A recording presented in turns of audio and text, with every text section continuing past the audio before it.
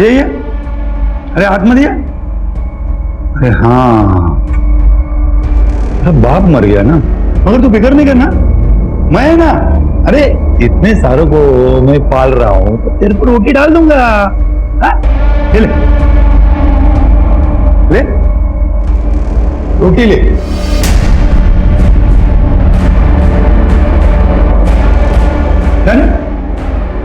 क्या हुआ, दूसरी चाहिए? ये ले ले।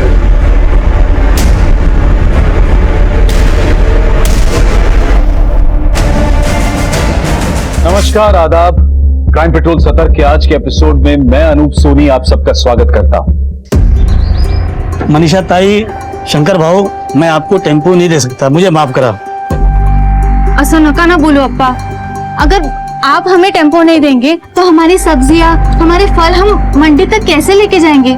सब यही सड़ जाएंगी। भारी नुकसान हो जाएगा अप्पा, बर्बाद हो जाएंगे अप्पा हम। जानता हूँ शंकर भाई, क्या कर सकता हूँ। मेरे दोनों ड्राइवर कोरोना से 14 दिन के क्वारंटाइन में भर्ती है, अब कौन चलाएगा टेम्पो?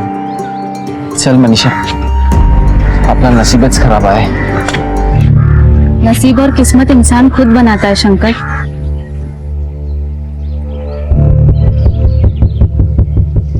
अप्पा, तेरा टेम्पो मेरे को देगा? तो क्या करेगा टेम्पो? मैं चला कर लेके जाएगी मुंबई। तू मजाक क्यों कर रही है? अरे नहीं, मला येते चालवायला और मेरे पास लाइसेंस भी है। अप्पा, मेरे बाबा ने मुझे टेम्पो, ट्रैक्टर सब चलाना सिखाया है। मैं अपनी सब्जियां लेके जाएगी, तू बोल देगा? देख, तुझे ताई बोलता हूँ, तेरा ही टेम्पो है, लेके जा। शंकर भाऊ, तुमच्या बायको लय भवानी है, भवानी। ये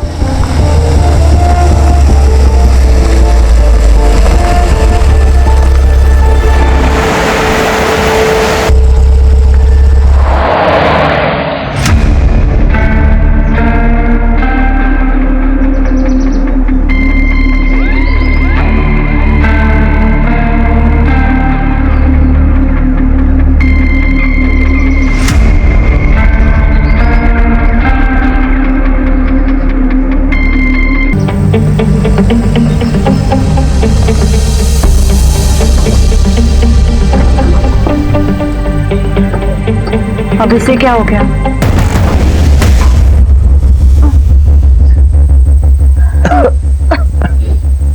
अभी क्या करें? फिलहाल तो किसी की मदद लेकर हाईवे तक पहुंच जाते, किसी मैकेनिक को बुलवाकर ठीक करवा लेंगे। चलो चलो।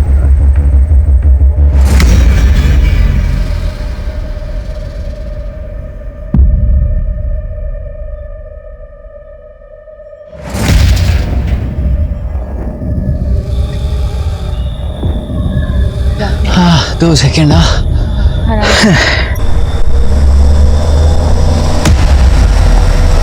अच्छा, धीरे धीरे। गाड़ी आई, गाड़ी खड़ी। ए भाऊ भाऊ भाऊ भाऊ भाऊ, वो हमारा टेम्पो खराब हो गया है, आगे हाईवे तक छोड़ देंगे। बैठ जाओ। चल चल चल।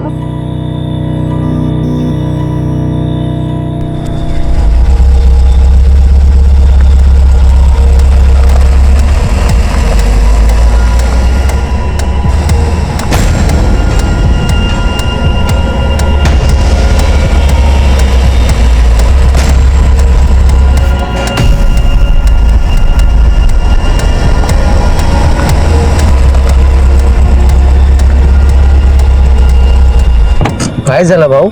क्या हुआ?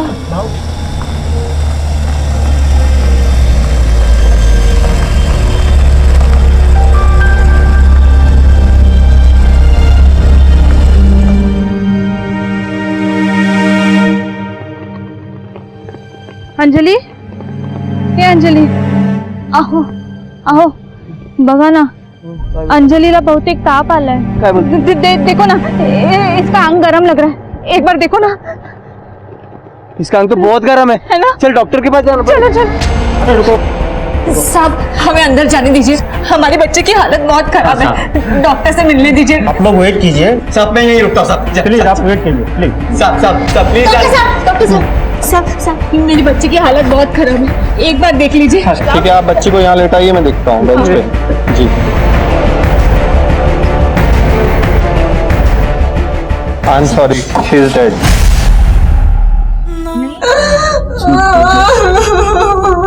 एक बार तुम्हें घबरो ना, मला माहित है कि इस वक्त ये सब पूछना सही नहीं है, फिर भी आप हमें बताइए, क्या आपने किसी का चेहरा देखा था? उन्होंने मास्क पहन रखा था। और आप गाड़ी के बारे में कुछ बता सकते हैं? वो कुछ स्टिकर जैसा था गाड़ी के पीछे, वो आंख जैसे जैसे कुछ झांक रहा हो, ठीक से याद नहीं आ रहा। गाड़ी का रंग तो याद होगा? हाँ, सफेद रंग की गाड़ी थी, पर नंबर नहीं देख पाया। ले, ऐसे कैसे पकड़ेंगे उनको? इम्पोर्टेंट फोन है, तो संभाल लेते। जी सर। जी देखिए, इनका मेडिकल टेस्ट करवाना पड़ेगा। तुम्हें काळजी करू नका, आमची लेडी कॉन्स्टेबल इनके साथ जाएगी।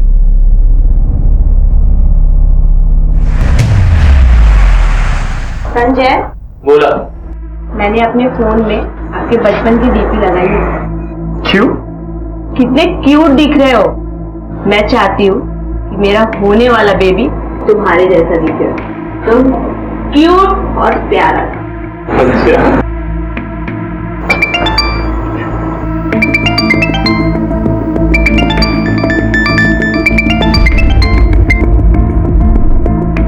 कोई इम्पॉर्टंट कॉल है?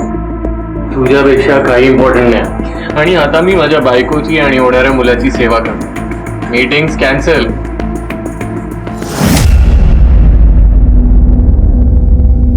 हो, आय नो काम महत्वाचं आहे, पण आता लॉकडाऊन आहे की नाही, तर तसंही लॉकडाऊन मध्ये बाहेर पडता येणार नाहीये। नाही, मित्राकडे तर नाहीच नाही। बरं, एक मला फोन येतोय, मला फोन ठेवायला लागेल। And no means no, you are not going. Hello जी जी, हम पहुंचते हैं। बरे चलो, नासिक मुंबई हाईवे पे एक लाश मिली है।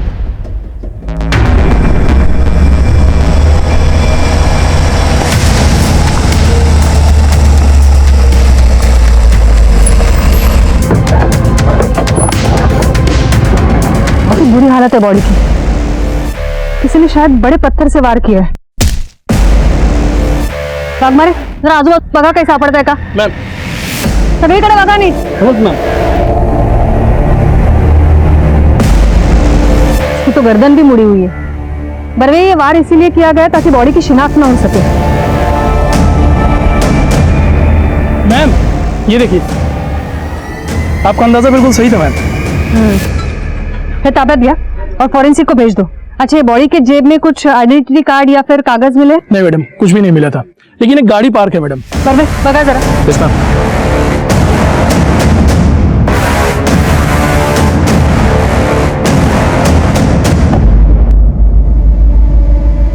वाघमारे, ये यहाँ से कोई अपना आदमी गुजरा था? नहीं मैम, कोई नहीं गया था। ये बारिश की वजह से यहाँ की मिट्टी गीली हो गई है और ये गीली मिट्टी पर सारे निशान पड़ चुके हैं। मैम, मैम, ये फोन मिला। फोन तो लॉक है, लेकिन नोटिफिकेशन से पता चल रहा है 23 मिस कॉल। उठा। कौन बोल रहा है? मैं गौतम पवार, पॉलिटिशियन संजय मंगर का पीए हूँ।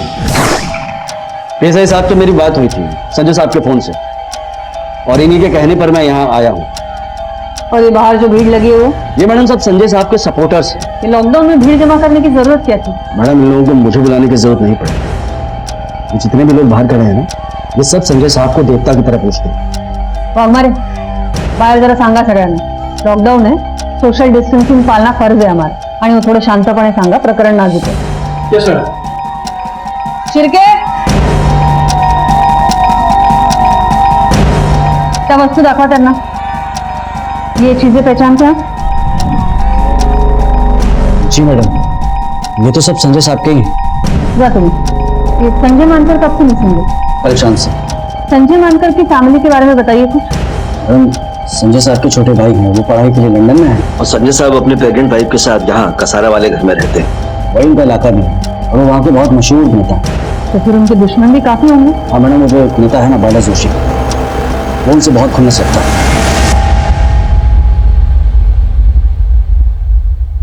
खुन्नस?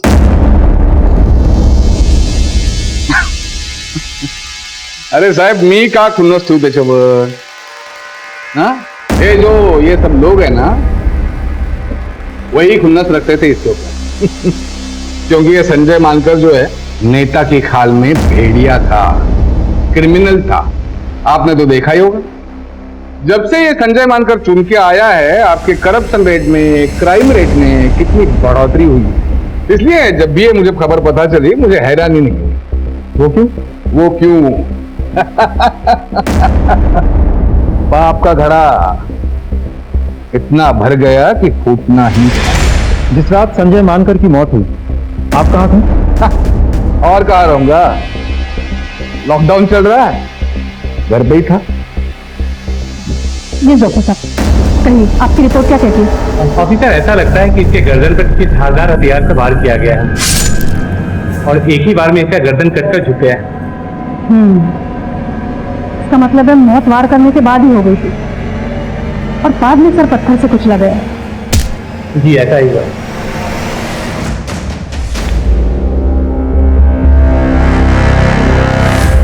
गौतम, तुम कुछ राज की बात बता रहे थे, बोलो।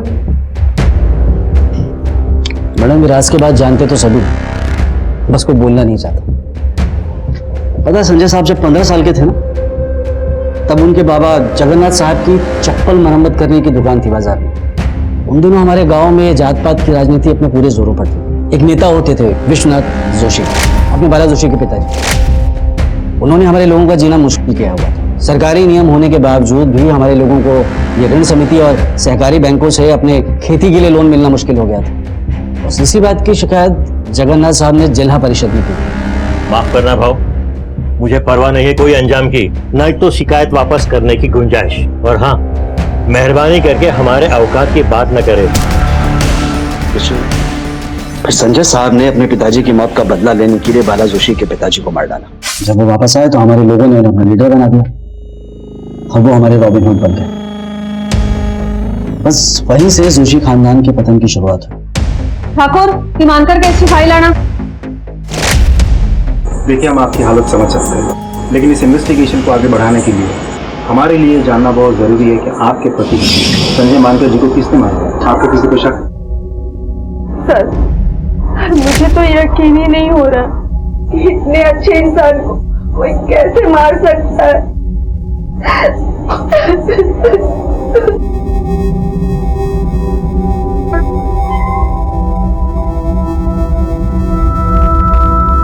Thank you. So mister Gautam, Sanjay मानकर का कोई फ्रेंड सर्कल या फिर करीबी दोस्त जिनके यहाँ वो अकेले जाना पसंद करते थे? उनके दो करीबी दोस्त थे, जिग्नेश आडवाणी और प्रफुल्ल राय। संजय मानकर के साथ आपकी आखिरी मुलाकात कब हुई और उस शाम आप कहाँ थे जब उनका कत्ल हुआ? मैडम, हम उस रात भाभी के लिए आइसक्रीम लेने गए थे। फिर उसके बाद संजय अपने घर चला गया और मैं अपने घर। आज सुबह हम मिलने ही वाले थे। क्यों? मैडम, हमारा वो एक दोस्त है प्रफुल्ल, उसे अचानक क्वारंटाइन सेंटर जाना पड़ा। वो कोविड-19 सस्पेक्ट था। आपको शक है किसी पर? जी बिल्कुल है, बल्कि शक नहीं यकीन है। बाला जोशी नाम का एक आदमी है, उसके अलावा ये काम कोई और कर ही नहीं सकता। उसके और संजय के बीच में दुश्मनी थी।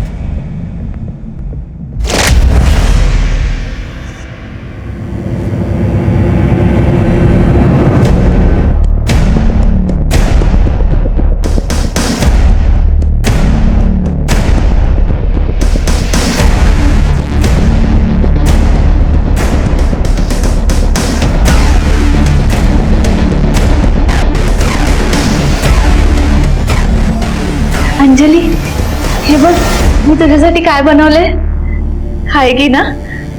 तू काय करतेस मनीषा? खा ले। तू काय करतेस मनीषा? अरे शंकर, मैंने ये अंजलि के लिए बनाया है। वो अगर आज हमारे साथ होती तो पहली बार कुछ खाती, उसका अन्नप्राशन होता। ये ले, मैं खिला देती उसको। सुन ना, खाएगी ना? वो नहीं, अरे ती गेली, चली गेली।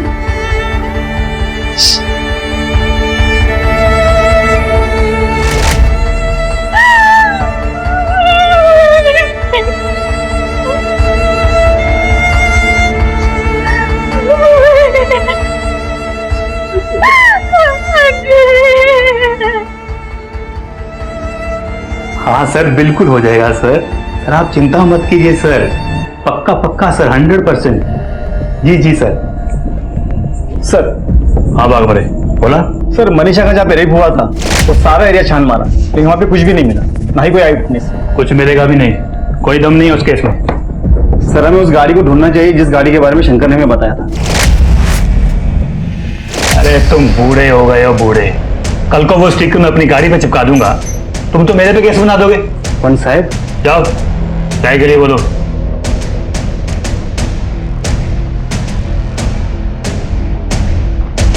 मैम बाला जोशी के पास कत्ल करने का स्ट्रॉन्ग मोटिव है, मुझे ऐसा लगता है।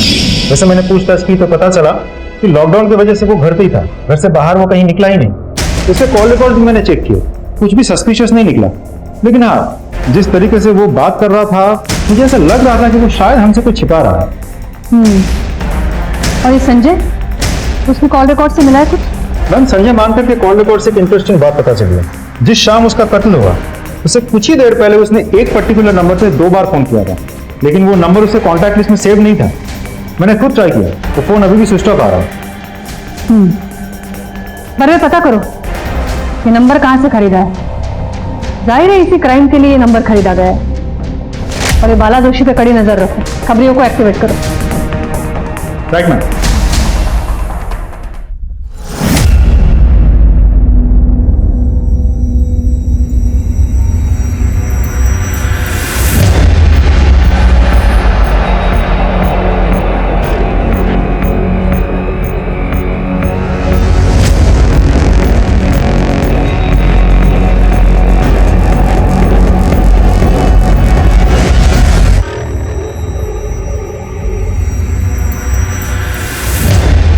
हेलो मैम एक इंपॉर्टेंट इन्फॉर्मेशन मिली है। बाला जोशी ने हमसे झूठ कहा था कि वो लॉकडाउन के दौरान घर पे ही था।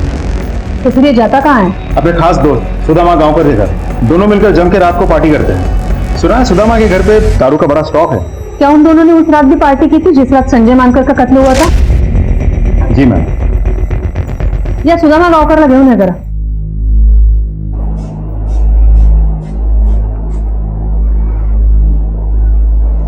बीपी तो नॉर्मल है, बट आर यू श्योर आप इन्हें घर ले जाना चाहते हो?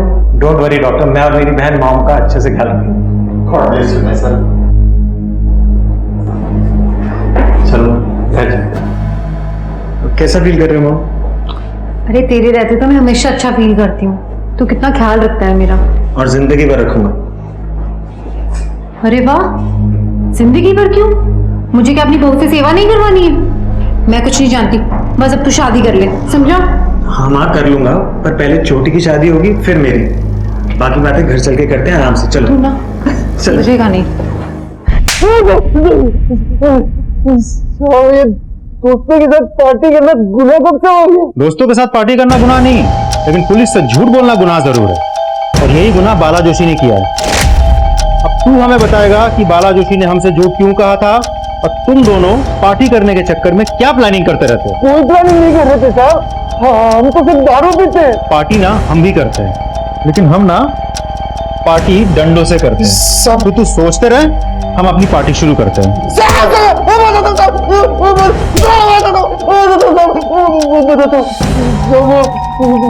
बाला संजय मानकर को मरवाना चाहता था साहब, और उसके लिए वो उस कॉन्ट्रैक्ट किलर प्रकाश मानसेकर को सुपारी भी दी थी साहब। वो संजय मानकर बहुत खतरनाक और शातिर है, उसे भनक भी लग गई या वो बच गया तो हमें वो सीधा नर्क भेज देगा, इसलिए काम बहुत सावधानी से करना। वो सर ने वो मेरा मोबाइल यूज करता था साहब, और ताकि उसके ऊपर कोई शक ना हो सर, इसलिए।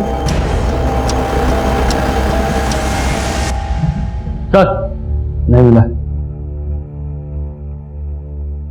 मैम बाला जोशी फरार हो गया, उसका पूरा घर छान मारा हमने, लेकिन इधर कोई नहीं है। त्याचा फोन ट्रैक करा, सबसे पूछताछ करो, उसके रिश्तेदार, जानने पहचानने वाले सबसे पूछो। उसका इस तरह भाग जाना जाहिर करता है कि उसका संजय मानकर के कत्ल में हाथ है। एक होल्ड करा, 1 मिनट। हेलो, क्या? जी हम अभी पहुंचते हैं। बरवे हाईवे पे एक लाश मिली है, तुम्हें डायरेक्ट सीधे पहुंचा।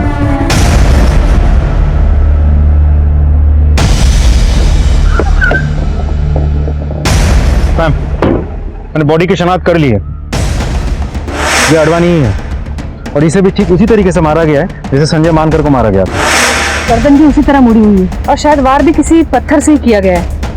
एक बात और मैडम, ये क्राइम स्पॉट भी पिछले क्राइम स्पॉट से ज्यादा दूर नहीं है। बरवे, ये पैरों के निशान देखो, ये उसी तरह के पैरों के निशान है जो पिछले क्राइम स्पॉट पे थे। बरवे, ये प्रकाश मांचेकर और बाला जोशी दोनों को लेकर आओ। प्रकाश और बाला दोनों मुझे चाहिए किसकी भी हालत में। Yes ma'am.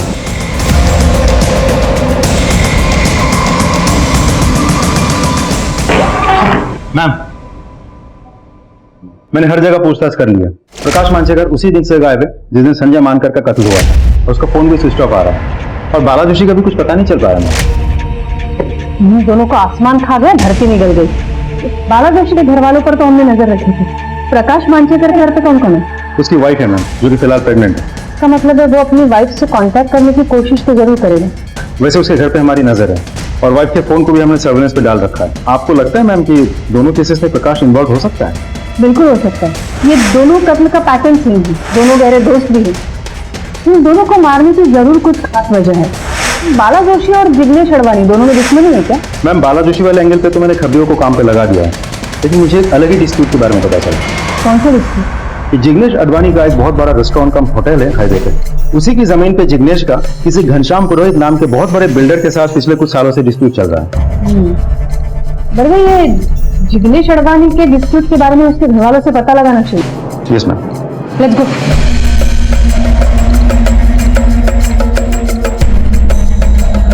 क्या आप हमें जिग्नेश और पुरोहित के डिस्प्यूट के बारे में बता सकती हैं? क्या बताऊं मैडम? बाहर आ जल्दी। कहाँ कर बेटा? कहाँ छुप के बैठा है? जल्दी बोल। वो घर पे नहीं है। क्या काम है? उसे बोल दे, उस ढाबे की जमीन अगर उसने मेरे हवाले नहीं की तो तू और तेरा परिवार साथ में ऊपर जाएगा। वो मेरे पति की आखिरी निशानी है। हम मर भी जाएंगे लेकिन वो जमीन नहीं देंगे। ये बात।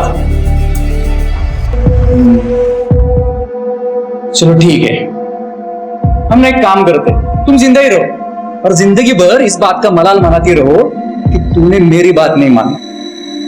देख क्या रहे हो? शुरू हो जाओ। छोड़ दे उसे। देख, आज तेरी बेटी को कुछ नहीं किया है, हाँ, लेकिन कल कर भी सकते हैं। और समझा देना तेरे बेटे को। चलो रे।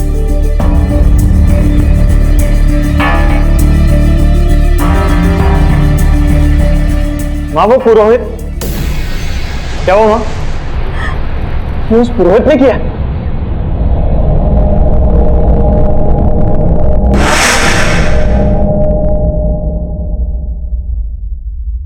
मैडम, मुझे पता था कि मेरी फैमिली को उस जिग्नेश अडवाणी ने मारा था।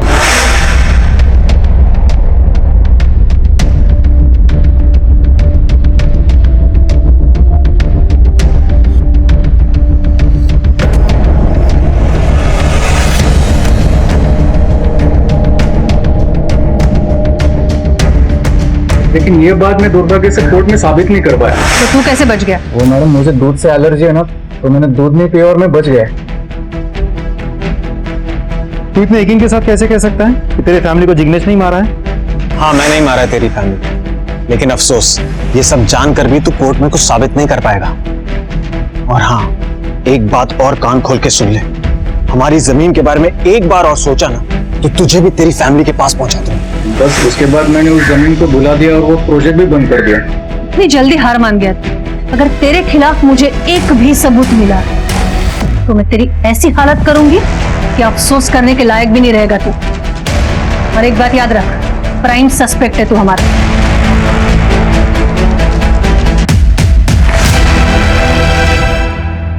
घनश्याम पुरोहित के बारे में कुछ पता चला? यस मैम, मैंने घनश्याम पुरोहित का बैकग्राउंड अच्छे से चेक किया। टिपिकल बिजनेसमैन है वो, धंधा छोड़ के उसको और कुछ समझ में नहीं आता। उसके कॉल रिकॉर्ड भी मैंने चेक किया, लेकिन पिछले 3-4 सालों से वो जिग्नेश से टच में ही नहीं है और वैसे भी इन्वेस्टिगेशन में भी उसके खिलाफ कुछ सामने नहीं आया। अरे जिग्नेश को किसने मारा होगा? चलो मान लेते हैं कि प्रकाश ने संजय मानकर को मारा। कि इस थ्योरी को सपोर्ट करने के लिए एक फैक्ट है कि जिस दिन कत्ल हुआ उस दिन प्रकाश का फोन लोकेशन क्राइम स्पॉट के नजदीक था, लेकिन फिर वो गायब है। उसका फोन भी ऑफ है और जिसने उसकी सुपारी दी थी वो भी गायब है, बाला जोशी। और उसके पास तो मोटिव भी था। तो जिग्नेश से उसकी क्या दुश्मनी हो सकती है? और कॉन्ट्रैक्ट तो सिर्फ संजय मानकर को मारने का दिया था, तो ये जिग्नेश को किसने मारा? और मारने का तरीका भी बिल्कुल सेम है, वही पैरों के निशान, सब कुछ उन्हीं दो लोगों के निशान। राइट। पर वे चलो मान लेते हैं कि एक प्रकाश है, तो फिर दूसरा कौन है?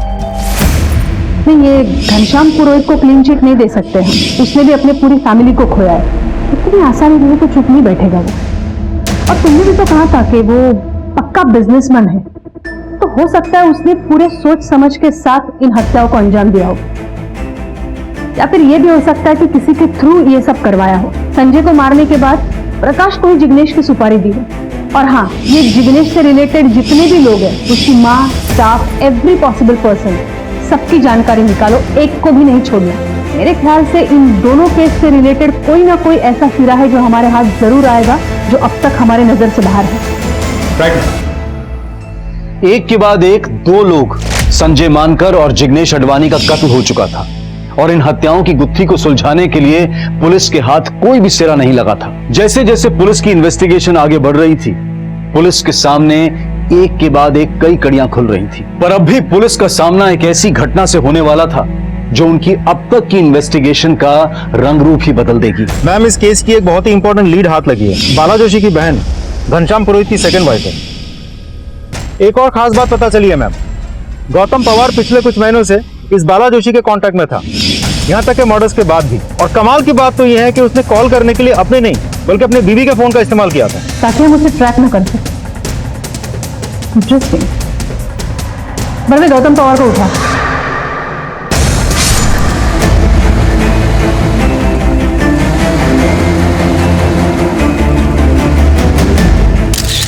स्ट्रेंज।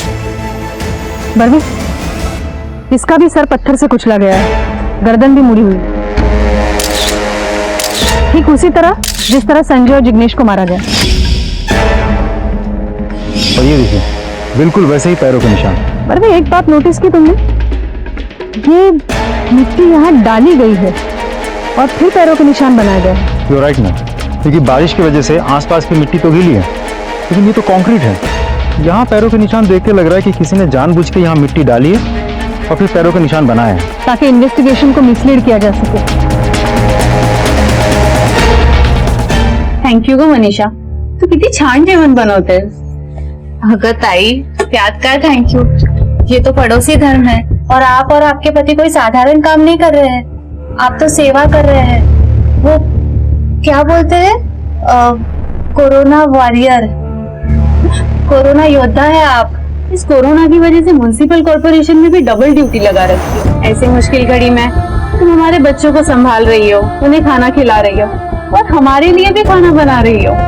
खरंच ग, मी तुझी खूप आभारी आहे ताई। आम्ही तुमचे आभारी आहोत। चल मी येते, मला ड्युटीवर जायचंय। हो हो, सावकाश जावा। हो मैम, हमने प्लान के मुताबिक प्रकाश की बीवी रेशमा का फोन सर्विलेंस पर रखा था। कल रात को उसे एक अननोन नंबर से कॉल आया था। हमने पता किया तो पता चला कि वो प्रकाश का ही नंबर है। प्रकाश के लोकेशन के बारे में भी हमें पता चल गया है। फिलहाल वो मालेगांव में कहीं रुका हुआ है। मालेगांव पुलिस से बात की तुमने? जी मैम। एक काम करो बरवे, तुम खुद जाकर उसे अरेस्ट करो। ये केसेस सॉल्व होने के लिए उसका अरेस्ट होना बहुत जरूरी है। Right ma'am.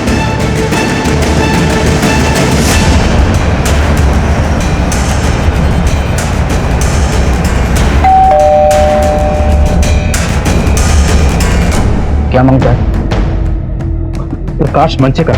कहां तक भागेगा? हाँ? करके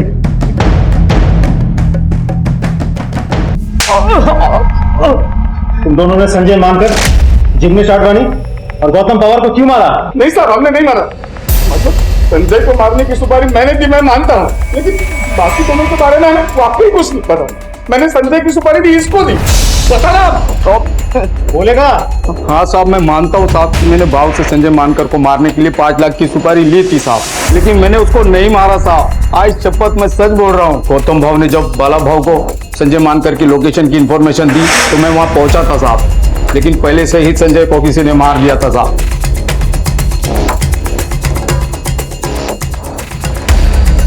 मैंने संजय की लाश को वहां देखा, लेकिन वहां बहुत ज्यादा अंधेरा था, मैं ठीक से कुछ देख तो नहीं पाया। अब मैंने नहीं मारा था। तो फिर शहर छोड़ के क्यों भागा था? मैडम मेरे मन में लालच आ गई थी, बाव से मुझको कुछ पैसे और लेने थे, मैं वो लेना चाहता था, इसलिए मैं भी उसी रात को यहाँ से भाग गया था। मैं तू क्यों भागा था? मैं डर गया था मैम।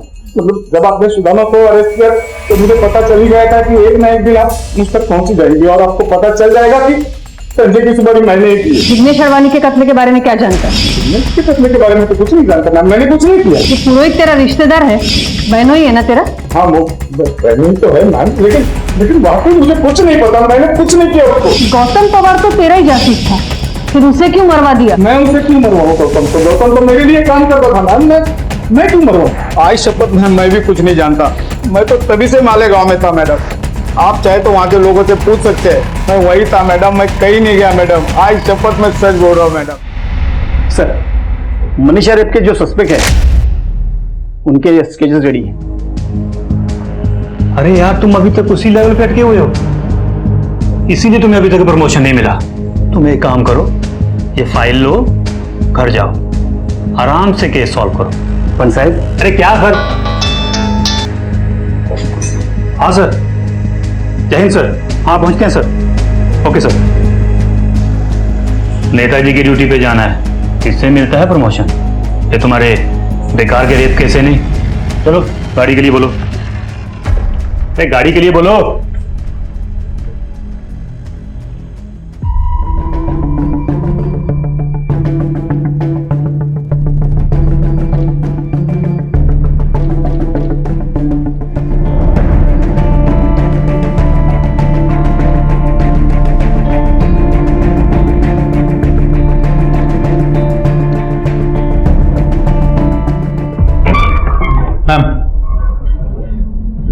गौतम पवार के कॉल रिकॉर्ड्स आ गए। उस दिन उसने भी एक नंबर पे 2 बार बात की थी, जिसके बाद उसका भी कत्ल हो गया। और खास बात तो ये है कि मरने से आधे घंटे पहले ही उसने बात की थी मैम।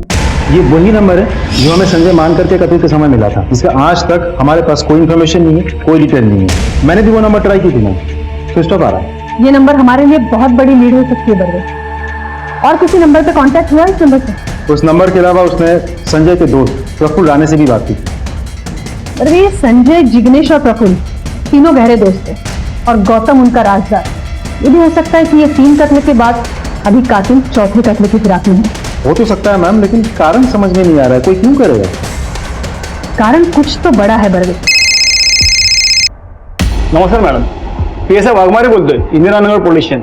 मैडम हमारे यहाँ कुछ दिनों पहले केस आया था, एक औरत के साथ कुछ लोगों ने इनिशियल इन्वेस्टिगेशन में ना कोई एविडेंस मिला और ना ही कोई एविडेंस, लेकिन उन लोगों के स्केचेस हमने बनवाए हैं। पर मैडम उनके चेहरे पर मास्क दे रहे और मैं पर्सनली हर पुलिस स्टेशन में फोन करके इंफॉर्मेशन दे रहा हूँ।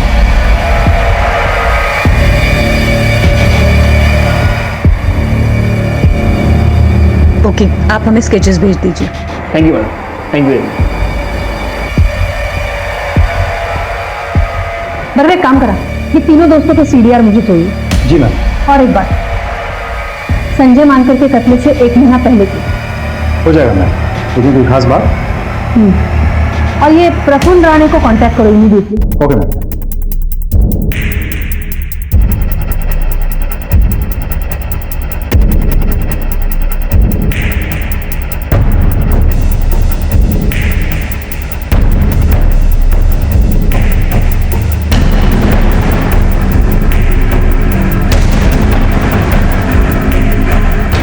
क्या प्रफुल्ल राणे क्वारंटाइन सेंटर से गायब है?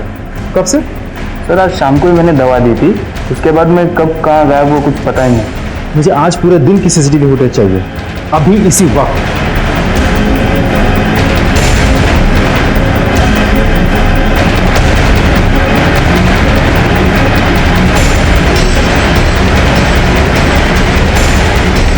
बरवे, उस नंबर का पता करो जिस पर फोन किया गया है, और ये भी पता करो कि कौन सी नर्स इस वक्त ड्यूटी करती है। मैम। अरे महेंद्र, ये पता करो कि ये प्रफुल्ल की गाड़ी कौन लेके आ सकता है, कोई ड्राइवर या फिर कोई और। मैम।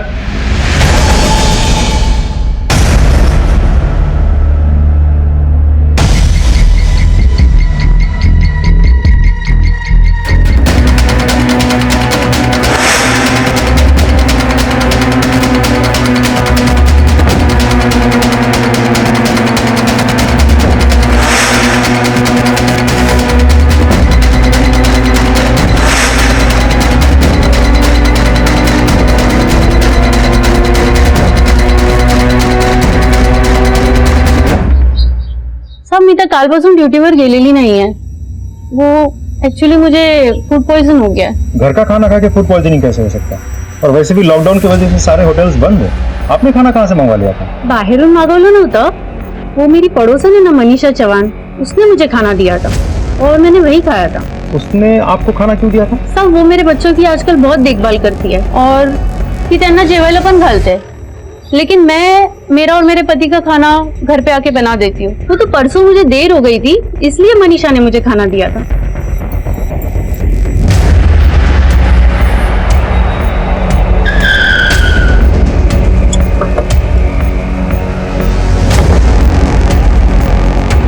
तो ये प्रफुल्ल का ड्राइवर? प्रफुल्ल का है? मालूम सर. क्वेश्चन ही मान. बोल बोल. सर बताता हूँ सर. बोल. सर वो मैम. प्रफुल्ल का फोन ट्रैक हुआ? Yes ma'am. उसकी लोकेशन इस वक्त देवलाली के पास में है. कल रात में उसने अपने ड्राइवर को फोन भी किया था, जो रात के अंधेरे में क्वारंटीन सेंटर के बाद प्रफुल्ल की गाड़ी को छोड़ करके चला आया था. उसके ड्राइवर से एक बात और पता चली मुझे. उसने बताया कि प्रफुल्ल का देवलाली में एक फार्म हाउस भी है.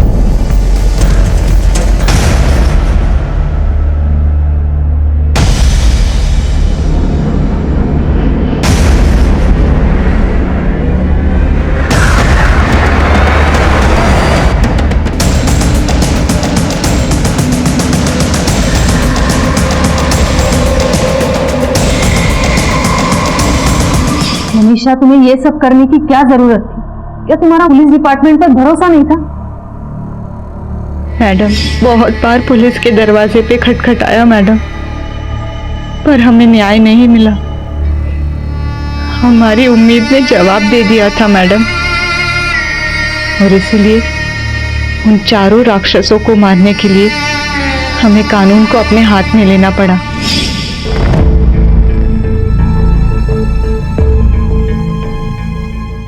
तुमने उन्हें पहचाना कैसे? जिस दिन उन राक्षसों में से एक राक्षस हमारी बस्ती में राशन बांटने आया, उस दिन मैं उसे पहचान गई.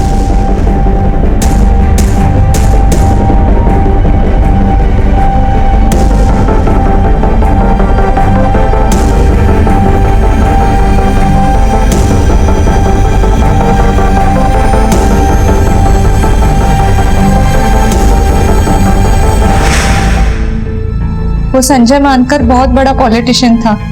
फिर मैंने उसे अपने झूठे प्यार के जाल में फंसाने की कोशिश की.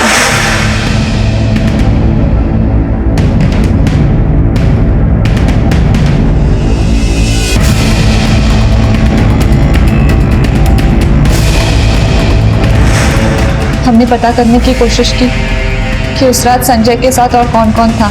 फिर हमने एक के बाद एक जिग्नेश और गौतम को मौत के घाट उतार दिया. तभी हमने तो उसे भी मारने का प्लान बना लिया. मनीषा और शंकर, इतना अफसोस हो रहा है तुम्हें देखकर. एक अजीब सा सिलसिला शुरू हो चुका है. विक्टिम्स क्रिमिनल बन रहे हैं और क्रिमिनल्स विक्टिम. अगर सब लोग इस तरह कानून हाथ में लेने लगे तो समाज का क्या होगा? अरे जानवरों से भी बदतर हो जाएगी जिंदगी हमारी.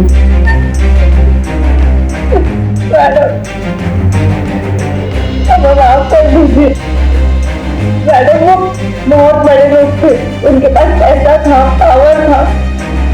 हमें लगा कहीं वो इस चीज का इस्तेमाल करके इस केस को दबा ना दे. मैडम, वैसे भी हम गरीबों की कौन सुनता है? कानून सबकी सुनता है मनीषा, और सबके लिए सेम होता है. जरूरत है उस पर विश्वास करने की. थोड़ी देर सब्र होती, लेकिन गुनहगार पकड़े जरूर जाते. वो कोई हैबिचुअल क्रिमिनल्स नहीं थे. उन्हें भी अपराध का पछतावा हुआ होगा.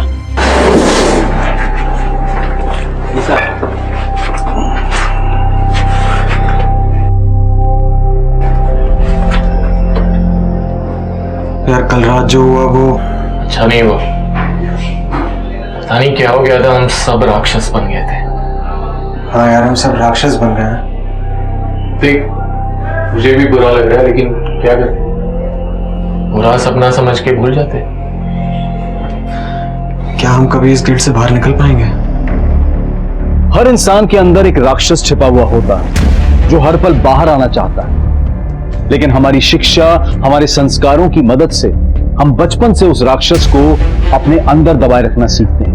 पर हमारा गुस्सा और बदले की भावना हमारे अंदर दबे हुए राक्षस को बाहर आने के लिए प्रेरित करती है। संजय मानकर, जिग्नेश अडवाणी और प्रफुल्ल राणे ये कोई हैबिचुअल क्रिमिनल्स नहीं थे, लेकिन उस रात नशे की हालत में उनके अंदर का राक्षस बाहर आ गया और वो एक घिनौना गुनाह कर बैठे।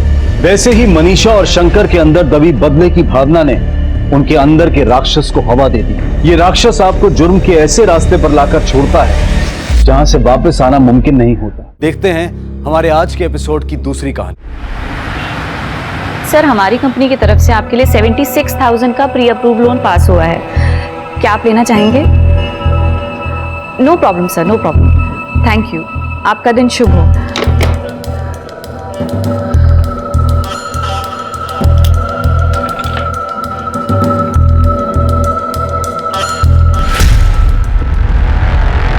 Good morning madam.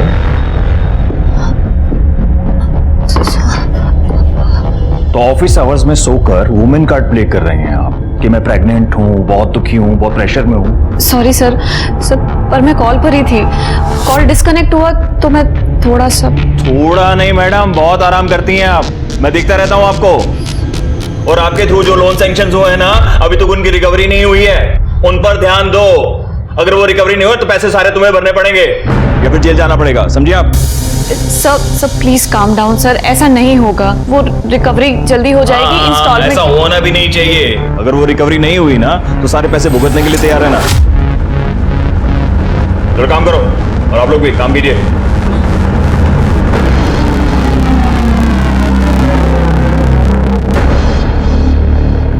मुमताज, एक एडवाइस दूं तुमको, तुम्हें ना इस वक्त घर पे बैठ के रेस्ट करना चाहिए। वरुण, तुम्हें बताया तो था ना, अहमद का काम ठीक नहीं चल रहा है, और जब तक उसका काम ठीक नहीं होगा मुझे जॉब करनी पड़ेगी। उसका काम तो कभी भी ठीक नहीं चलेगा, क्योंकि वो सीरियस ही नहीं है अपने काम के लिए। उसे पता है ना कि तुम यहाँ पे हो कमाने के लिए। ऐसा नहीं है वरुण, अहमद अपनी पूरी कोशिश कर रहा है। तुम अहमद को ना खुदा मानना बंद करो और ये नवीन सर का लोन क्लियर करवाओ। तुम्हें पता है ना, एक नंबर के कमीने आदमी है वो।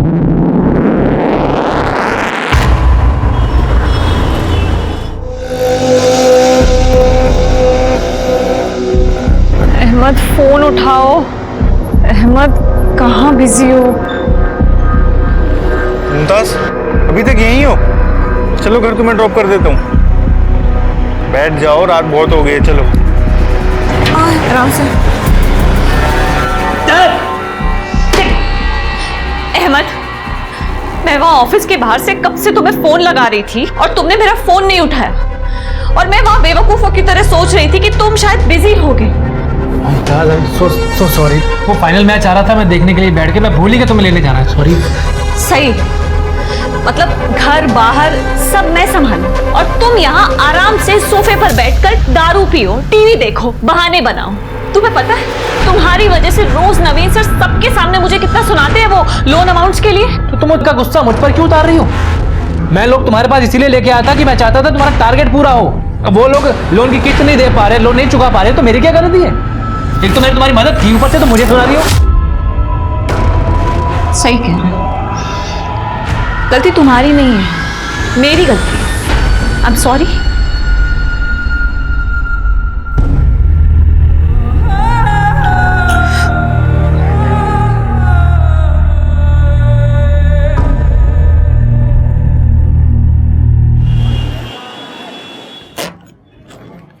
मुमताज, क्या हुआ? कल की बात से अब तक नाराज हो तुम? सॉरी बोला था ना तुमको। सॉरी बोलने से सब ठीक हो जाएगा क्या अहमद? मैं हूं ना, मैं सब ठीक कर दूं। अच्छा सुनो, शुक्ला के लोन की किस्त है, तुम जमा कर देना। चलो। तो ये तुम मुझे क्यों दे रहे हो?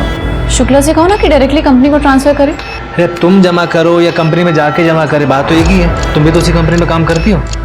हाँ, ये लो। अच्छा सुनो मुमताज, कुछ और दोस्त हैं मेरे, वो भी लोन के लिए अप्लाई करना चाहते हैं, तुम बात करके देखना जरा। अहमद, मुझे नहीं लगता है कि अब नवीन सर मानेंगे, क्योंकि तुम्हारे थ्रू जितने भी लोगों ने लोन लिया है ना, उसमें से आधे लोग इंस्टॉलमेंट देने में गड़बड़ी कर रहे हैं। तो तुम बात तो करके देखना, माने तो ठीक, ना माने तो ठीक। हाँ?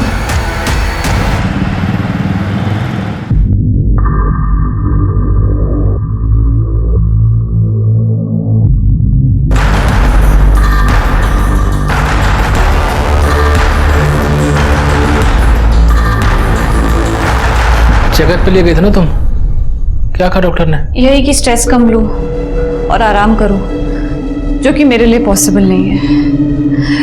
खैर तुम बताओ कब तक वापस आ रहे हो? मुमताज तुम्हें बताया था ना मंडे को आऊंगा, कल पहुंच जाऊंगा 12 बजे तक।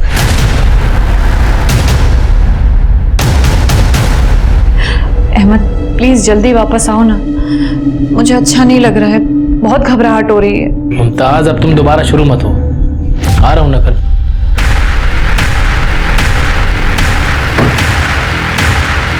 अहमद कौन है? कौन आया? एक मिनट, दरवाजे पर कोई है।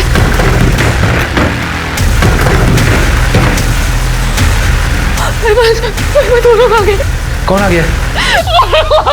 मुमताज कौन आ गया?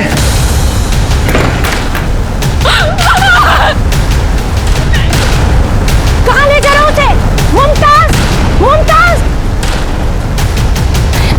HR02 AK2021।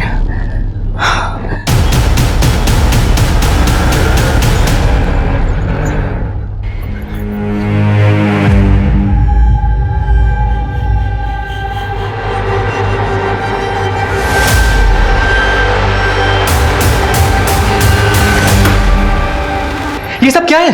शिवाना आपा, मुमताज कहाँ है? साहब यही है अहमद, मुमताज का शौहर। बेचारी का 8वां महीना चल रहा था सर, पता नहीं ये मक्कर से छोड़कर कहाँ भाग गया था। इन्होंने बताया कि कल 2 आदमी जबरदस्ती आपकी बीवी को घर से उठा के ले गए। क्या? मुमताज ने कभी कुछ बताया था ऐसा? नहीं सर, मैं तो 3 दिन से काम के सिलसिले में बाहर गया हुआ था, अभी लौट रहा हूँ आपके सामने। तुम्हारा फोन क्यों स्विच ऑफ है? और मुमताज का फोन भी बंद है। मुमताज का फोन बंद है ये तो मुझे नहीं पता, और फोन की बैटरी डेड हो गई थी तो रास्ते में बंद हो गया। रास्ते में कोई चार्ज करने के लिए जगह नहीं मिली, इसलिए अभी भी बंद है। साहब कल आदमी जिस गाड़ी से आए थे उस गाड़ी का नंबर मैंने नोट कर लिया था, ये लीजिए। ये गाड़ी तो हरियाणा के रामफल चौधरी के नाम रजिस्टर्ड है। तुमने कभी सुना इस रामफल चौधरी का नाम? अच्छा, मुमताज का हरियाणा से कोई कनेक्शन? सर मायका है हरियाणा में मुमताज का, हम दोनों ने भाग की शादी की है। मुमताज के घर वाले इस शादी के सख्त खिलाफ थे। सर मुझे लगता है कि मुमताज के घर वालों ने उसे उठाया है। सर जिस लड़की की किडनैपिंग हुई है वो एरिया आपकी जुरिडिक्शन में आता है, और जिस गाड़ी से किडनैपिंग की गई थी वो गाड़ी भी इसी एरिया से रजिस्टर्ड है सर। लड़की का अपने घर से भागकर शादी करने का मामला है सर। ये लोकल लोग घर से भागकर शादी करने को या गैर बिरादरी में शादी करने को गलती नहीं पाप समझते हैं। ये लोग अभी भी पुराने रीति रिवाजों को पकड़ के बैठे हैं।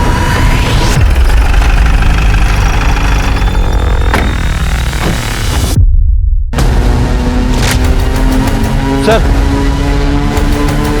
ये वही गाड़ी है जिससे किडनैपिंग हुई थी, 2021।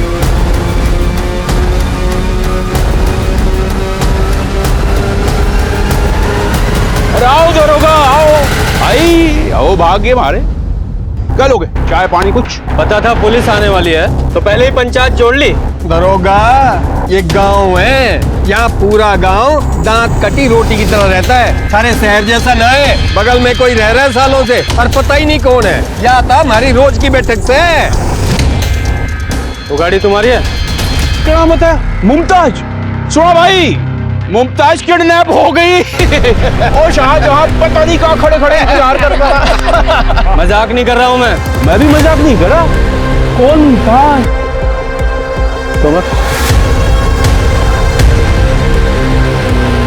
ये मुमताज, ये मुमताज है। ए शांत खड़ा रहे। मुमताज नहीं, ये ज्योति है मेरी बहू, मेरे बेटे संदीप की लुगाई। और 6 महीने पहले ये भगा कर ले गया था। और भाई चोर का सीना तो देखो कैसे चोड़ा कि पुलिस लेकर आ गया। वो जो मुमताज है ना, ज्योति, जब भागी थी तो उसकी कंप्लेंट हमने की थी। उसकी FI कॉपी है हमारा, ला दिखा। ये देखो जी, ये है वो कॉपी। हमारे गांव का छोरा कपिल परसों दिल्ली गया था, ये तो ज्योति से टकरा गया। उसने आके गांव में बताया कि ज्योति तो दिल्ली में रह रही, तो हम जाके उसे उठा लाए। अब ये बताओ इसमें किडनैपिंग किस बात की? जब उस लड़की का नाम ज्योति है तो तुम मुमताज क्यों बता रहे हो? सर ये लोग ठीक कह रहे हैं, उसका असली नाम ज्योति और मेरा पंकज है। सर हम दोनों नाम बदलकर ही दिल्ली में रह रहे थे। हम अगर नाम नहीं बदलते ना तो ये लोग हमें ढूंढ के जान से मार देते सर, हमारी मजबूरी थी।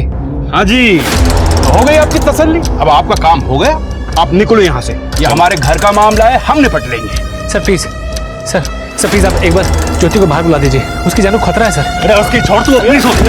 बोले करना यहाँ से, पीछे बाहरी लुकाइए, मैं देख लूंगा क्या करना है। सर ज्योति के पेट में मेरा बच्चा है सर, मेरे बच्चे की जान को खतरा है सर। अरे मार मार का तीसरा बना दूंगा तेरा। उसके पेट में तेरा नाम, मेरा बच्चा है। पेट में मेरा बच्चा है। काल मसाला मांग रही है तेरी, जैसा बोलेगा नहीं गाड़ दूंगा। शांत खड़ा रहे। जिस औरत को किडनैप करके लाए हो, मुमताज या ज्योति जो भी है, इससे मिलना है और मिलके ही जाएंगे। तुम्हारी बात समझ में? चलो हटो। हमारा घर है, अंदर जाके दिखाओ। दरोगा अंदर तो जा नहीं पाओगे, मैं भी देखूं थारे में भीम कौन है। अरे पीछे हटो। दरोगा पीछे। इतना चिल्लाने की जरूरत नहीं था। ज्योति हमारा वारिस हमें दे के चली जाए, फिर सुसरी जहां जाना चाहे, कोई मतलब ना है मन।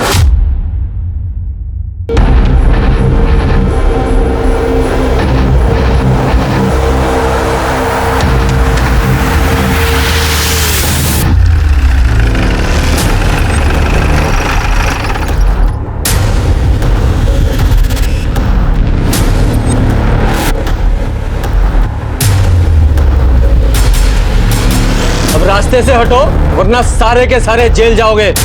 हटाओ ये लाठियां। चलो हटाओ। हटाओ चलो।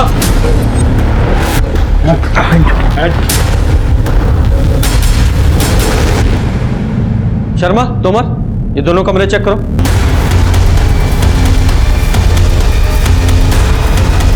शर्मा, तोमर,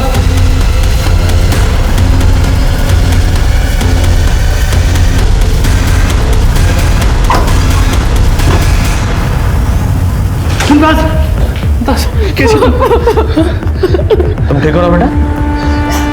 लेके चलो।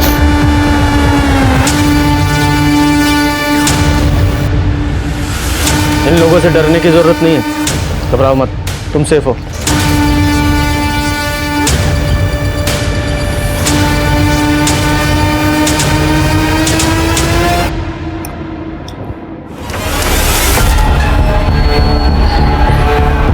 देखिए गांव वालों से तो हमने काफी कुछ सुन लिया, अब आपकी स्टोरी आप बताइए। सर, मेरे बापू एक गरीब किसान है। जमीन के नाम पर एक छोटा सा टुकड़ा है, जिसकी कमाई से घर चलाना बहुत मुश्किल है।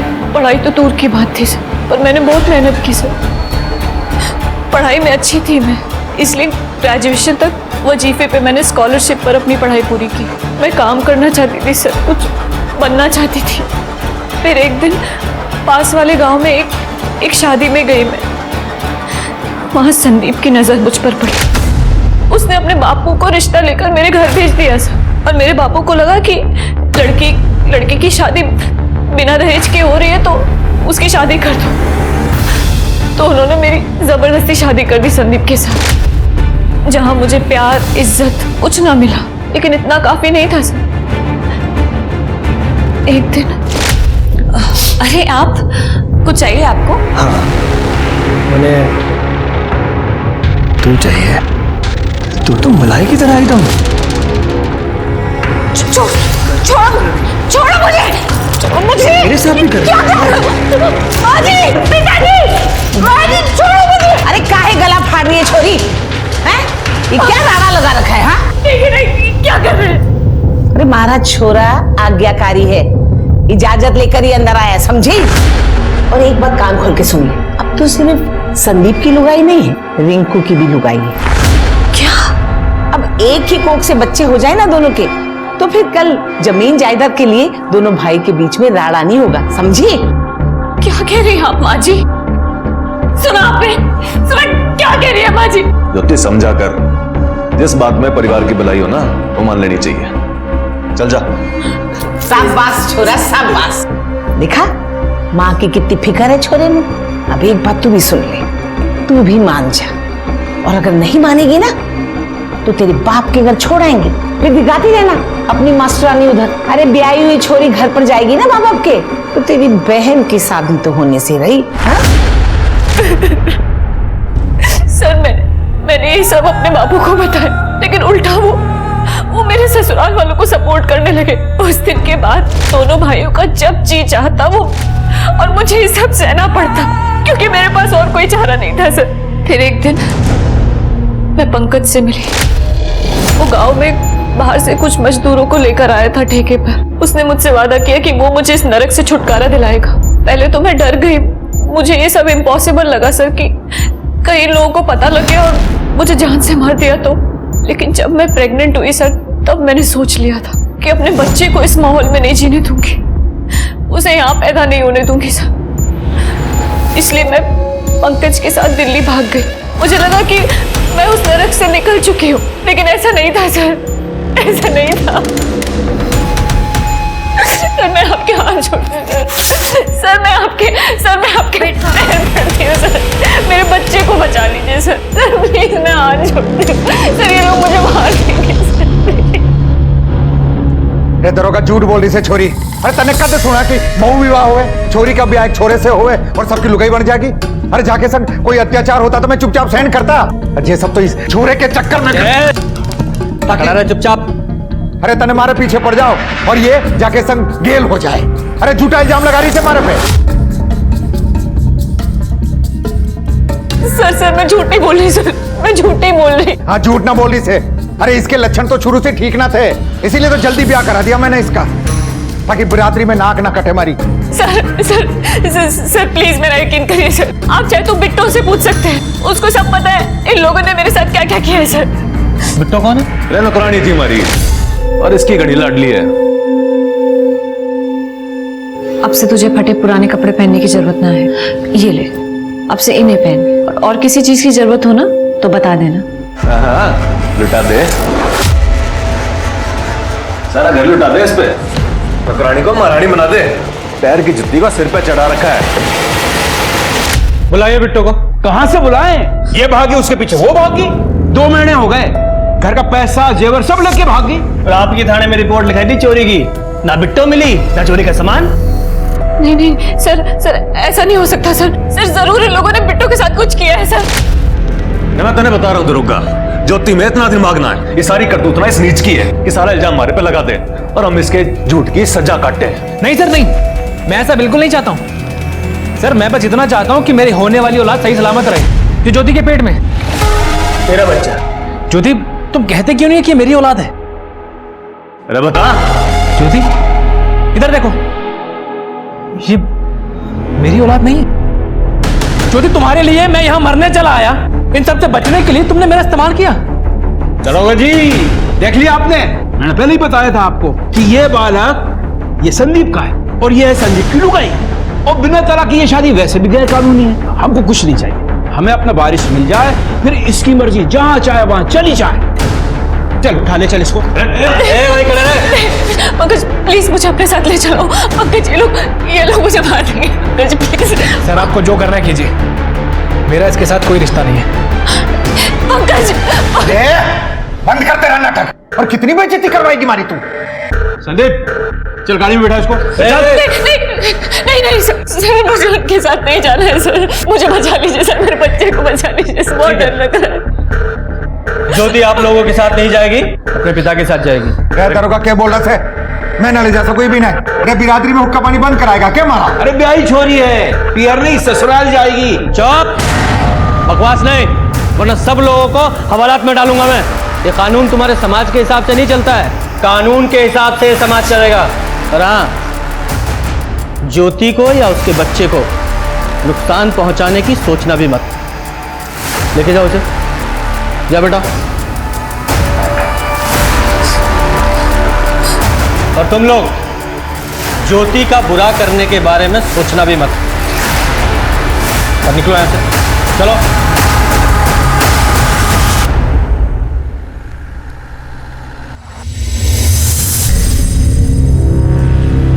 दीदी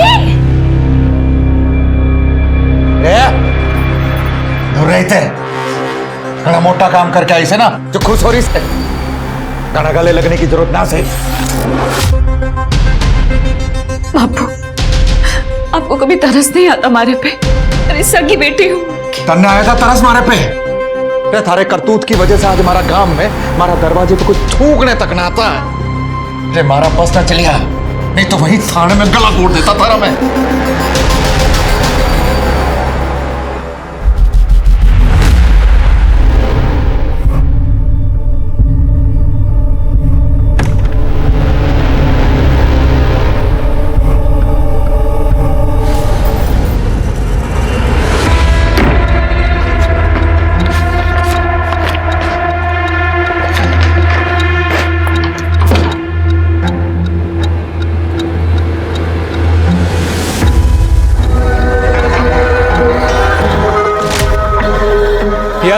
छान मारा है, कहीं नहीं मिल रहा। यार, तो इतनी सी चीज संभाल के नहीं रख सकता? अब गलती की है तो भुगत। अब मुझे तो समझ में नहीं आ रहा क्या करूं, तू ही बता दे। मुझसे मत पूछ, जो करना है कर।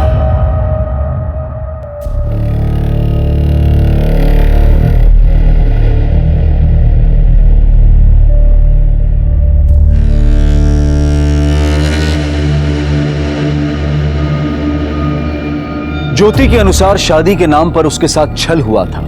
जमीन का बंटवारा बचाने के नाम पर उसे दोनों भाइयों की पत्नी बनाया जा रहा था। एक औरत की बलि चढ़ाई जा रही थी, इसलिए वो अपनी जान बचाकर अपनी इच्छा से अपनी जिंदगी जीने के लिए घर से भाग निकली। लेकिन पुलिस के सामने यह साबित होना बाकी था कि ज्योति बहु विवाह यानी कि पॉलीगैमी का शिकार थी या नहीं। और भी ऐसे कई सवाल थे जिनके जवाब नदारद थे। ज्योति ने पंकज से झूठ क्यों बोला कि उसके पेट में पलने वाला बच्चा पंकज का है, और अगर पंकज उसे छोड़ चुका था तो इस बार वो भागकर कहां और किसके पास जा रही थी? क्या ज्योति झूठ बोल रही थी और सच कुछ और था, या फिर उसका डर सही था और उसकी जान को खतरा था?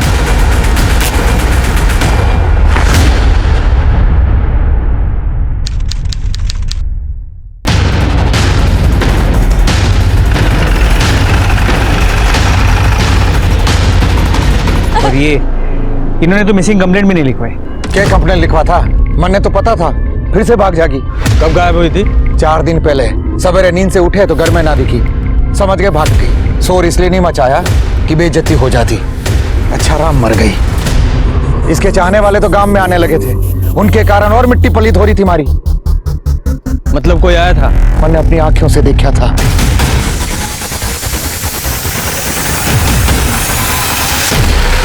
जब उसने हमारा घर छोड़ ही दिया था, हमारे वारिस को लेके भाग गई थी, इज्जत का भट्टा बिठा दिया, तो फिर हमें क्या मतलब?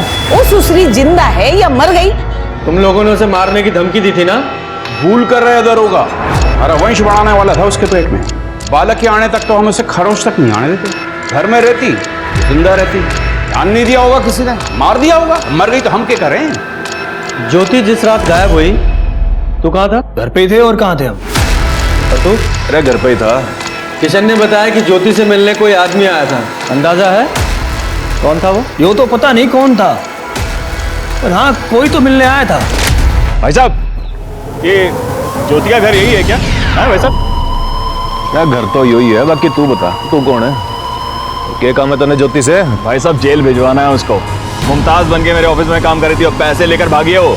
बोला तू जेल भिजवाएगा? बेवकूफ लग रहे हैं हम। नहीं भाई साहब देखिए, आशिकी लड़ाने आया ना ज्योति से? मार साले को। आशिकी लड़ाने आया ना? तेरा हवाई जहाज में आता हूं मैं साले।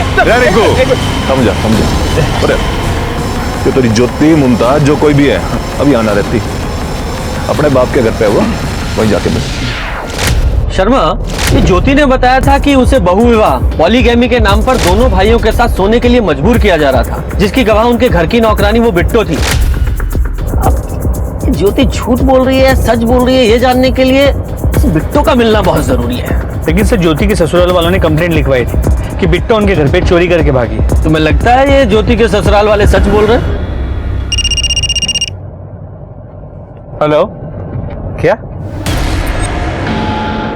ठीक है सर, दिल्ली से पीएसआई तोमर का फोन था। पंकज अपने घर से गायब है या गायब कर दिया गया है?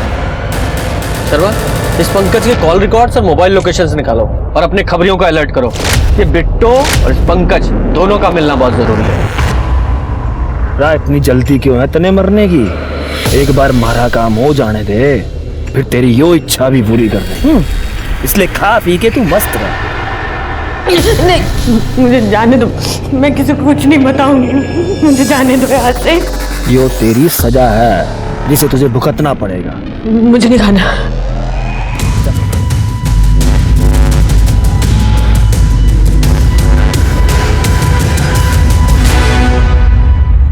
सर वो लोग इंसान नहीं थे सर, जानवर थे वो लोग सर। अपने लोन के पैसों के लिए मुमताज को ढूंढते हुए मैं सर वहां पर चला गया सर। आप मानेंगे नहीं सर, उन लोगों ने मुझे थप्पड़ों से मारा सर। ज्योति के पति संदीप के घर जाने के बाद तुम उसके पिता किशन के घर भी गए थे? हाँ सर, मेरा जाना मजबूरी था, लेकिन मैं डरते डरते गया सर, पता नहीं क्या हो जाए।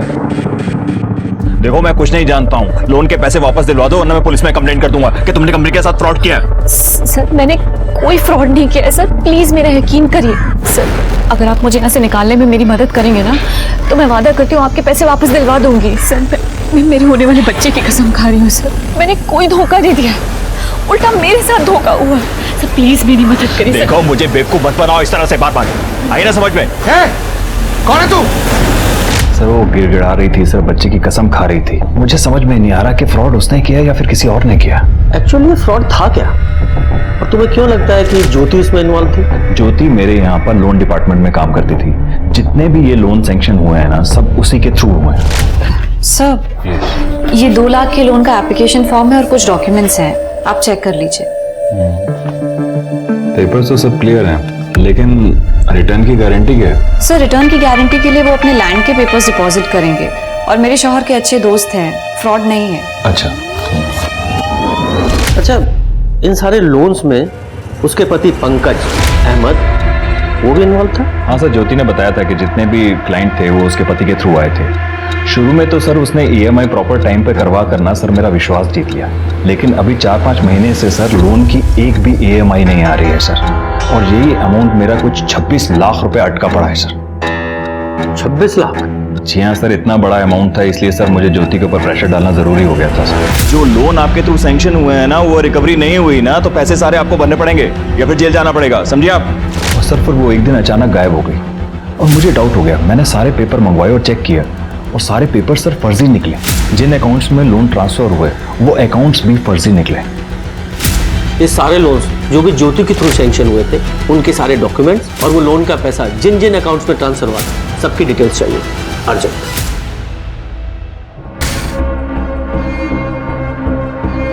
शर्मा, ये पंकज और लोन का 26 लाख रुपया दोनों ही गायब है, लगता है दोनों ही फ्रॉड भी है। सर मुझे तो इस नवीन पे भी डाउट हो रहा है, ज्योति की वजह से उसे 26 लाख का फटका लगा, पर वो इतने आराम से बैठा हुआ है।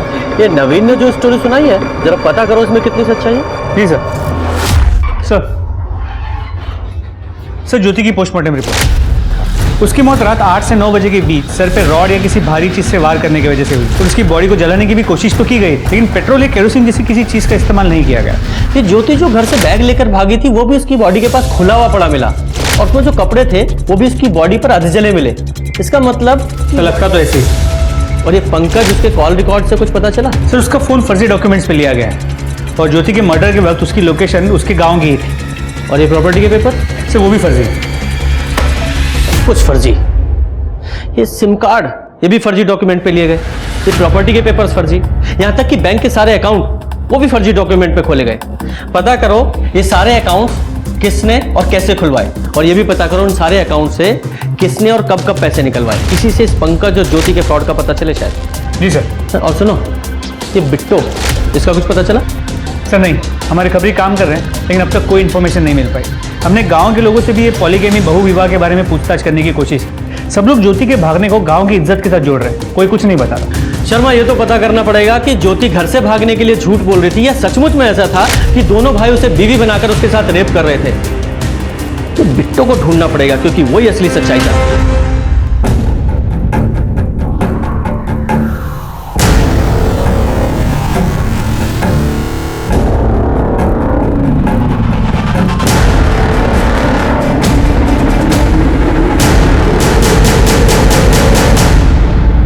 सर इनमें से आधे से ज्यादा अकाउंट्स खाली कर दिए गए। एटीएम कार्ड के डेली लिमिट के हिसाब से पैसे विड्रॉ किया जा रहा है। मतलब बैंक ना जाना पड़े इसलिए 90 अकाउंट खोले गए? जी सर, लेकिन अब भी कुछ अकाउंट में 7 से 8 लाख रुपए बचे हुए। उन्हीं में से एक अकाउंट में से ज्योति के मर्डर के बाद एटीएम में से 25,000 रुपए विड्रॉ किए गए। शर्मा, उस एटीएम का पता करो जिससे पैसे निकाले गए, और उस एटीएम की सीसीटीवी फुटेज भी निकलवाओ। सर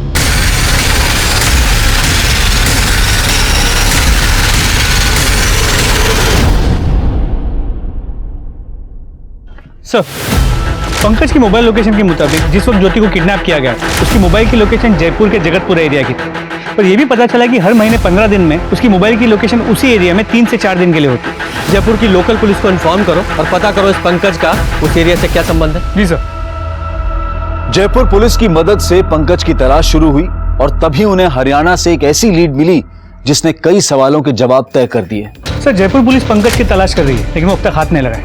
तो सर इसमें दिल्ली हरियाणा बॉर्डर की उस एटीएम की फुटेज है जहाँ पे ज्योति के मर्डर के बाद फेक अकाउंट से 25,000 रुपए निकाले गए। ये आदमी मुंह पे गमछा बांधा हुआ है, शक्ल तो पहचान में नहीं आ रही है। शर्मा, ये पंकज जैसा तो नहीं लग रहा है, ये बॉडी स्ट्रक्चर से मैच नहीं हो रहा। एक काम करो, इस एटीएम से इस टाइम पर जितने भी नोट निकाले गए उनके सारे सीरियल नंबर बैंक से पता करो। और हाँ, वो लड़के जो वेरिफिकेशन के लिए जाते हैं ना, इन सारे 90 अकाउंट्स के वेरिफिकेशन के लिए जो लड़के गए थे उन सबको पूछताछ के लिए बुलाओ। सर कैसे पॉसिबल है कि फर्जी डॉक्यूमेंट से 90 अकाउंट खुल गए और किसी को गलत नहीं लग रहा है? Excuse me. हेलो, ठीक है सर, बिट्टो का पता चल गया। कहाँ है वो? एक आदमी को रास्ते पर बेहोश पड़ी मिली थी, वहीं इसे हॉस्पिटल लेकर आया। जैसे ही इसे होश आया बोली पुलिस को बुलाओ। बहुत ही डरी हुई थी। कहाँ थी तुम इतने दिन और किससे बचकर भाग रही थी? पूरा जानवर लोग है साहब, वो इंसानों का परिवार नहीं, राक्षस है वो लोग। गांव में अम्मा की तबीयत खराब है, थोड़े पैसे चाहिए। 4 दिन पहले तनख्वाह दिए तेरे को, अब किस बात के पैसे मांग रही है? थोड़ा एडवांस चाहिए, काम करके सब चुका देंगे। काम तो बड़ा तू यहाँ हल चला रही है, लाखों में सैलरी है जो तुझे एडवांस चाहिए। भाई ध्यान रखिए उस पे, कहीं चोरी चकारी करके भाग ना जाए। जब खड़ी मुंह के देख रही है, जा जाके लस्सी लेके आ। बिट्टो, अरे क्यों उदास है तू? कितने पैसे चाहिए? 10,000 चाहिए थे। 10 बस, ये ले। पूरे 20 वापस नहीं करना तेरे को, मैं खुद वसूल कर लूंगा। हाँ देख, मैं क्या कह रहा था, सुन, तेरे को माँ का इलाज कराना है। माँ का सोचकर हम सब बर्दाश्त करते थे। अच्छा, ये ज्योति घर से गई क्यों थी? उनकी किस्मत भी हमारी तरफ उल्टी थी।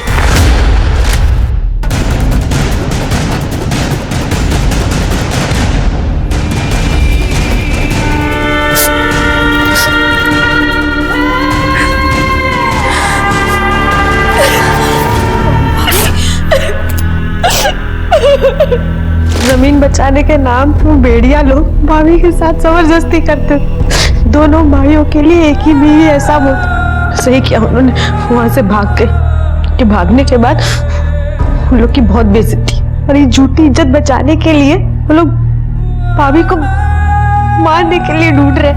मतलब रामफल और उसके दोनों बेटों ने तुम्हें कैद करके रखा था, पर मजबूरी में ही सही तुम वो कर रही थी जो वो करवाना चाहते थे।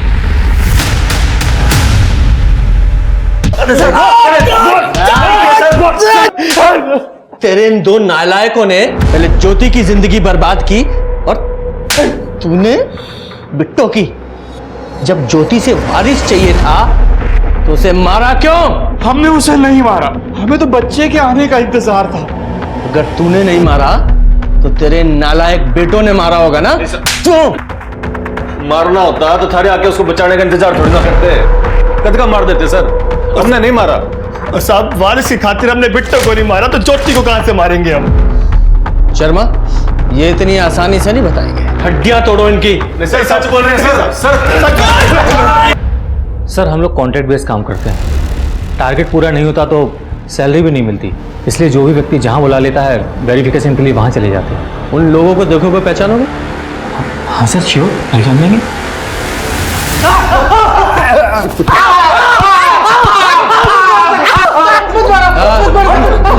सर बताते, बताओ। सर हमें झूठे वेरिफिकेशन के लिए पैसे मिले थे सर। किसने दिए थे पैसे? बोल। पंकज ने, वो हमें अलग अलग जगह पे मिलने के लिए बुलाता था और उसने कहा था इस काम के लिए पैसे मिलेंगे और हम मान भी गए, पर कुछ दिन बाद पैसे आना बंद हो गए और वो दोनों गायब भी हो गए। वो दोनों? दूसरा कौन था? मतलब कोई औरत थी? नहीं सर, वो औरत नहीं, आदमी था। पंकज भाई, अकाउंट्स में कुछ गड़बड़ हुई है। मैं बैठा हूं ना बैंक में, तुम लोग टेंशन मत लो, मैं सब संभाल लूंगा, तुम पर कोई हाथ नहीं डालेगा। तू तो उन्हें बचा रहा था ना, तो अब आया ना पुलिस के हाथ में, तो अब कौन बचाएगा तुझे? पंकज कहाँ है? बोल, पंकज कहाँ है? सर जयपुर में।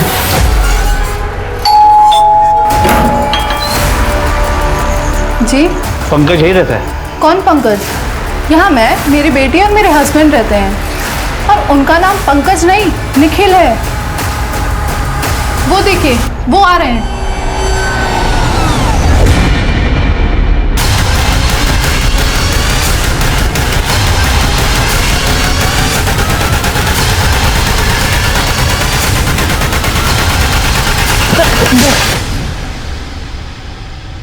सर मेरा असली नाम निखिल है। मैंने ज्योति से झूठ कहा था कि मेरा नाम पंकज है। सर मैं पहले से शादीशुदा हूँ और ज्योति को मेरे सच के बारे में पता ना चल जाए, इसीलिए झूठ का सहारा लिया था। समझ गया, आगे बोल। सर सुमित और मैं एक साथ जयपुर से दिल्ली आए थे। सुमित की तो दिल्ली में बैंक में नौकरी लग गई, पर मुझे कहीं जॉब नहीं मिली, तो मैंने सुमित के साथ मिलकर एक प्लान बनाया। देख, तू अगर अपने बैंक में फर्जी अकाउंट खुलवा दे तो हम लोग रातों रात अमीर हो सकते हैं। अब इतने सारे अकाउंट खोलने के लिए बहुत सारे लोग और डॉक्यूमेंट चाहिए। हमें वेरिफिकेशन होता है यार बैंक की तरफ से। देख, तू बस वेरिफिकेशन संभाल ले, लोग और डॉक्यूमेंट्स मैं अरेंज कर दूंगा। सर मैं सेल्स में था, लोगों को फंसाना मुझे बहुत अच्छे से आता है। पैसों का लालच देकर मैंने कुछ लोग खड़े किए और इसने फर्जी डॉक्यूमेंट्स पे उनके अकाउंट खुलवा दिए। और उसके बाद तूने ज्योति को बेवकूफ बनाकर फर्जी प्रॉपर्टी के कागजात बनाए और उन कागजात पर लोन्स उठाए। जी सर। वो बेचारी तुझे फरिश्ता समझ रही थी, तो शैतान निकला। उसे मारा क्यों? नहीं सर, मैंने मारा नहीं है सर ज्योति को। अच्छा दिखाओ ये। जिस दिन ज्योति का मर्डर हुआ तेरी लोकेशन उसी गांव में थी, सच बोल, क्यों मारा उसे? सर मैं मानता हूँ कि मैं ज्योति के गांव गया था, लेकिन उसे मारने नहीं गया था, अपनी पासबुक और एटीएम लेने गया था। सर सुमित ने तो सारे पैसे अपने अकाउंट से निकाल लिए थे। मैंने अपना पूरा घर छान मारा, ना तो मुझे पासबुक मिली ना एटीएम मिला। सर मैं अच्छे से जानता था कि ज्योति के गांव जाना खतरे से खाली नहीं है, पर मैं क्या करता वही बार बार फोन करके बुला रही थी। तो मुझे लगा मैं गांव जाऊंगा, उसे इमोशनली ब्लैकमेल करूंगा और अपना पासबुक और एटीएम ले लूंगा। तुमने मुझसे झूठ बोला, फ्रॉड किया मेरे साथ। देखो, तुम्हें अगर पासबुक और एटीएम चाहिए ना, तो बदले में तुम मुझे यहाँ से ले जाओ। सोच लो पंकज। हाँ तो मैं तुम्हें लेके जाऊंगा ना ज्योति, लेकिन उसके लिए मुझे पासबुक और एटीएम चाहिए ताकि मैं सब अरेंज कर पाऊँ। जैसे सब अरेंज हो जाएगा मैं तुम्हें यहाँ से ले जाऊंगा पक्का। तुम्हारी नियत में समझ चुकी हूँ पंकज, अब तुम्हें पासबुक एटीएम कुछ भी नहीं मिलेगा। और सर उसके बाद ज्योति वहाँ से चली गई। मेरे फंसे हुए पैसे मिलने का कोई चारा ही नहीं था। और सर मैं जानता था कि ये फ्रॉड का केस एक दिन सामने जरूर आएगा, इसलिए मैं चुप बैठ गया था। पर सर मैं कसम से कह रहा हूँ सर, मैंने ज्योति को मारा नहीं है सर। अगर ये पंकज सच बोल रहा है तो इसका मतलब ये है कि ज्योति को किसी गांव वाले ने या उसी के घर वाले ने मारा है, जिसे पता था कि ज्योति के पास पासबुक और एटीएम कार्ड है, क्योंकि एटीएम से पैसे ज्योति के मरने के बाद ही निकाले गए। सर मैं एक काम करो, जरा गांव में पता करो कि कौन है जो अचानक से अमीर बन गया है और पैसे उड़ा रहा है। जी सर।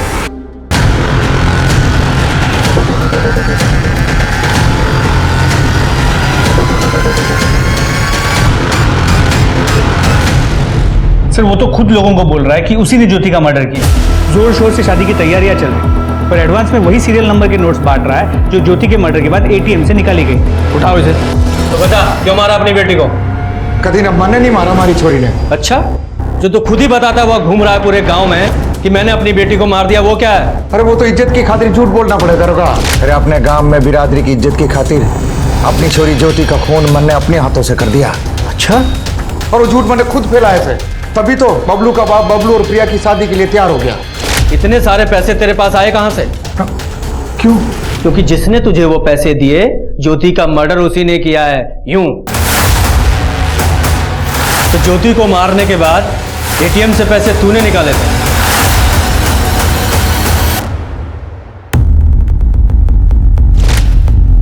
और वो एटीएम कार्ड तूने इसे दिया। हाँ, क्योंकि मेरी शादी ना होने में सिर्फ दो ही प्रॉब्लम थी, एक पैसे की और एक दीदी के वजह से जो हमारी बदनामी हुई थी उसकी। पर इन्हीं दो वजह से बबलू के बापू हमारी शादी को ना करा रहा था, और फिर दीदी ने एटीएम दे के और पासबुक दे के हमारी पैसे की प्रॉब्लम सॉल्व कर दी थी। छोटी, मुझे माफ कर दे, हमारी वजह से तेरी शादी टूट गई। ये सब हमारी वजह से हुआ है ना, अब मैं ही इसे ठीक करूंगी। ये ले पासबुक और एटीएम कार्ड। इस अकाउंट में ना कम से कम 7-8 लाख रुपए हैं। इससे तेरी और बबलू की शादी धूमधाम से हो जाएगी। फिर मैंने बबलू को बताया कि हमारी पैसे की प्रॉब्लम सॉल्व हो गई है, तो इसने कहा पैसे तो हो गए, पर जो दाग इज्जत पे लग गया उसका क्या? जब तक वो नहीं धुलेगा ना, हमारा पप्पू ना ब्याह के लिए हाँ नहीं करेगा। और ऊपर तब तक ज्योति थारे ही घर में थारे ही साथ रह रही है। मैंने तेरा बाप नहीं समझ में आता, मारने के बजाय उसकी तीमरदारी में लगा हुआ है। अरे वो नहीं मार रहा तो क्या हो गया, हम मार देते हैं, है ना? और सारा पैसा भी हमारा ही हो जाएगा और तेरा बापू भी खुश हो जाएगा। उसके बाद दीदी जहाँ भी जाती मैं पूरी नज़र रखती उस पर। फिर वो एक दिन पंकज से मिलने गई तो मैंने बबलू को कॉल करके सब बता दिया, दीदी निकल चुकी है। अगर मैं सारे पैसे बापू ने दे देती तो मुझसे 1000 सवाल पूछता, इसलिए मैंने पैसे बबलू को दे दिए, ये कहकर कि इज्जत तो वापस आ गई है, तो फिर अब शादी पैसे की वजह से क्यों रुके। और ये पैसे उसने बापू को दे दिए। और वैसे भी मेरी शादी दीदी की वजह से टूटी थी, हमारी बदनामी हुई थी, पहले जैसा सब करना था, तो इसलिए मार दिया दीदी को। अब जाओ जेल, वहीं निकलेगी तुम्हारी बारात। हम सुधरेंगे तो समाज सुधरेगा। हम गलत बातों, गलत चीजों के आगे घुटने नहीं टेकेंगे, आवाज उठाएंगे तो समाज बदलेगा। अब मैं अनूप सोनी आपसे विदा लेता हूं, फिर मुलाकात होगी क्राइम पेट्रोल सतर्क में एक और नए केस के साथ। तब तक अपना और अपने परिवार का ख्याल रखें, सतर्क रहें, सुरक्षित रहें और देखते रहें क्राइम पेट्रोल सतर्क। जय हिंद। इस तरह के और भी एपिसोड देखने के लिए हमारे चैनल को सब्सक्राइब करें और बेल आइकन दबाना ना भूलें।